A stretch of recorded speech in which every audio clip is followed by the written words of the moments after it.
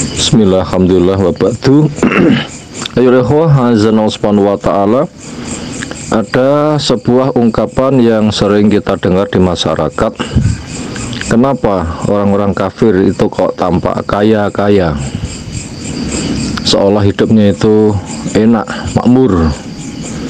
Sementara yang beriman, semangat, cari ilmu syar'i dengan manhaj yang benar, akidah yang benar, ibadah yang benar, akhlak yang benar, itu kesannya kok miskin-miskin.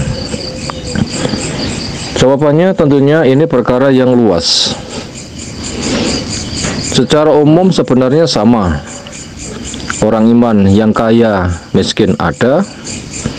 Orang kafir yang kaya, yang miskin juga ada.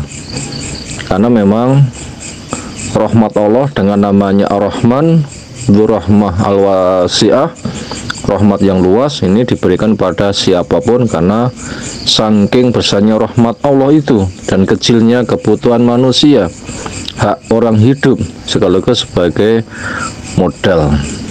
Ini sebagai perincian yang pertama. Yang kedua,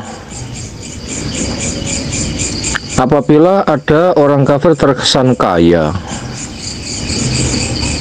ya ada beberapa hal penyebabnya. Pertama, bisa jadi itu promosi sebagian orang untuk mengesankan kekafiran itu benar dan itu tanda dicinta oleh Allah, maka promotornya mempromosikan profil orang kafir itu kaya-kaya, itu enak-enak. Itu diantara kemungkinannya. Mungkin apabila ada pemikiran seperti itu, akhirnya umat Islam yang ditonjolkan adalah yang minus-minus. Makanya apabila ada berita kayak begitu, nah kita wajib untuk tabayun. In ja'akum fasikun binaba'in fatabayanu.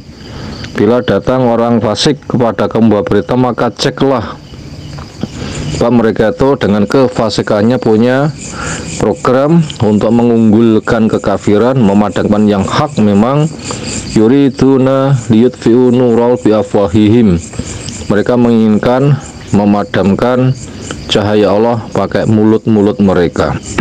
Lalu berikutnya, apabila orang kafir itu tampak kaya, ini Allah menyertai zon hambanya. Hadis qudsi sahih menyebutkan, ana inda dzanni abdi bi, saya menyertai pemikiran zon, dugaan hambaku kepadaku. Kalau memang orang itu di otaknya dipenuhi dengan pemikiran harta, dan harta, maka secara syar'i ya mereka ya diberi. Tapi belum tentu itu nikmat. Karena juga Allah berpesan, wala tu'jibka amwaluhum, kamu jangan merasa takjub dengan harta mereka yang melimpah. Sebab bisa jadi mereka menjadi orang yang akan disiksa dengan hartanya. Sudah carinya berat, menjaganya berat, itu pun juga tidak bisa memuaskan, paling hanya untuk berbangga. Sementara ketika mati nggak dibawa, nanti hisabnya berat, nah kan jadi siksa. Itu bisa jadi mereka tuh kaya karena seperti itu. Dan juga ada pemikiran yang lain, tanda cinta Allah pada hamba itu kaya. Sehingga Allah pun juga mempertanyakan pemikiran seperti itu. Am hasibtum annama khalaqnakum abatsan wa annakum ilaina la turja'un, kalian menyangka saya ciptakan itu sia-sia, nanti nggak kembali, sehingga hidupmu itu hanya untuk mencari harta-harta, sehingga ada pemikiran wamal hayatu ila hayatuna dunya namutu wa nahya wa ma yuhlikuna illa dahr. Nggak ada kehidupan gaji dunia, di situ hidup, di situ mati, nggak ada menyebabkan hancur kecuali masa. Maka bila itu pemikirannya, ya kaya itu disangka akan menjadi pengekal. Yang sapu anna malu akhlada, menyangka hartanya itu ada sebagai pengekal, dan bahkan punya pemikiran tanda cinta seperti itu.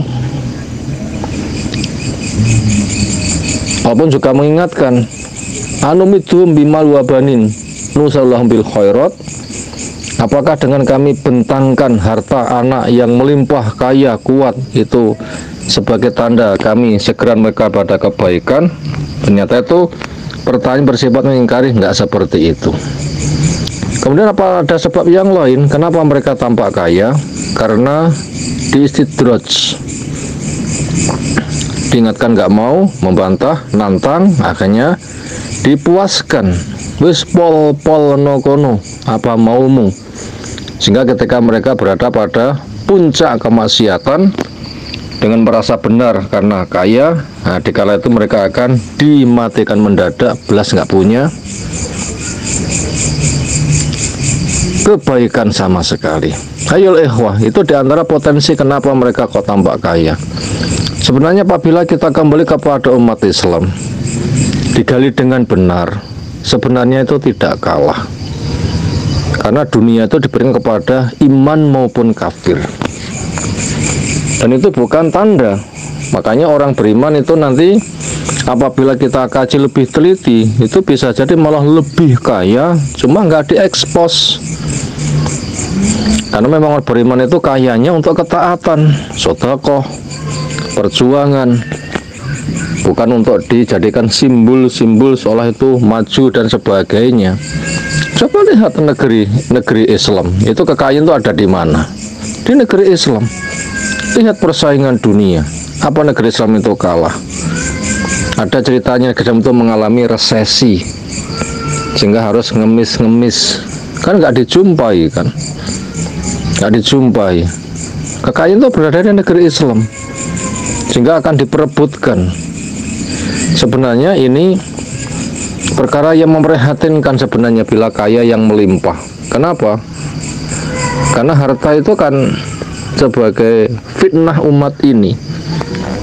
Makanya yang menyebabkan umat Islam itu mengalami kemunduran itu bukan karena Allah kurang memberikan kekayaan, tetapi terlalu cinta yang mendalam kepada dunia, terkena penyakit wahan, terkena penyakit wahan hubbud dunya wa karahiyatul maut, cinta dunia takut kepada kematian. Ini sebenarnya perkara yang sangat diwaspadakan. Maka daripada itu sebenarnya kalau kita kembali, itu orang kafir kok lebih kaya, sebenarnya pun juga enggak, cuma itu ada masalah-masalah yang dibalik itu semua ada kemauan-kemauan. Maka daripada itu, untuk mengetahui siapakah sebenarnya orang itu kaya adalah orang yang kaya hati. Laisal ghina angkasatil mal walakinal ghina inna nafsi alladzi fi sutur. Namanya kaya bukan dengan bertumpuknya harta, tetapi kekayaan jiwa, sejak ilmu syar'i, manhaj yang benar, akidah yang benar, ibadah yang benar, akhlak yang benar, suka berderma, sehingga bisa membuat hati kita lembut, cinta kepada kondisi akhir, senang dunia dibanding surga nggak seberapa sehingga tidak sombong, susah dunia dibanding neraka nggak seberapa sehingga tidak putus asa, dan dia siap berjuang sementara asli hartanya adalah apa yang ia sedekahkan sehingga nanti akan menjadi saham di surga. Itulah investasi yang amat sangat menjanjikan. Inilah solusi untuk kita semuanya. Apabila ada kesan kaya itu berada pada orang kafir, sebenarnya itu penuh catatan dan kita telah mengetahui bagaimana hakikat kaya itu sendiri. Walhamdulillahirabbil alamin.